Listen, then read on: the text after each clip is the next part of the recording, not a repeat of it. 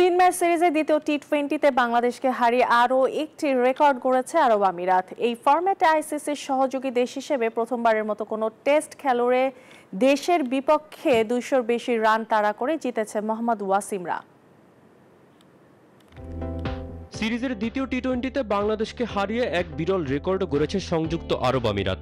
আইসিসির সহযোগী দেশ হিসেবে এই প্রথম কোনো টেস্ট প্লেয়িং দেশের বিপক্ষে সংক্ষিপ্ততম ফরম্যাটে 200-র বেশি রান তাড়া করে জিতেছে মরুর দেশের দলটি।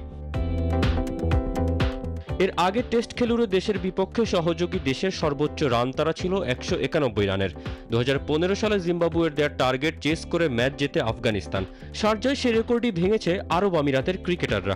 এছাড়া আরব আমিরাতের মাঠে প্রথমবারের মতো টি-20-তে 200-র বেশি রান তাড়া করে জয়ের ঘটনা এটি। দুর্ভাগ্যবশত আগের রেকর্ডেও ছিল বাংলাদেশেরই নাম। 2022 এশিয়া কাপে বাংলাদেশের 184 রানের টার্গেট 4 বল বাকি রেখে জিতেছিল শ্রীলঙ্কা। সহযোগী দেশগুলোর বিপক্ষে টাইগারদের হার নতুন কিছু নয়। গেল বছরে যুক্তরাষ্ট্রের কাছে সিরিজ হেরেছিল নাজমুল শান্তরা। এবার 205 রানের সংগ্রহ নিয়েও মুখ থুবড়ে পড়ল লিটন তানজিদরা।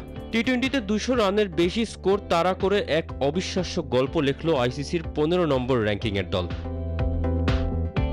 এদিকে ইনিংসের 5.2 ওভারে হাফ সেঞ্চুরি করে ওভারের বিচারে তানজিদ তামিম এখন টি-20-তে বাংলাদেশের দ্বিতীয় দ্রুততম অর্ধশতকের মালিক। সেই রেকর্ডটাও মলিন হলো দলের অসহায় আত্মসমর্পণে।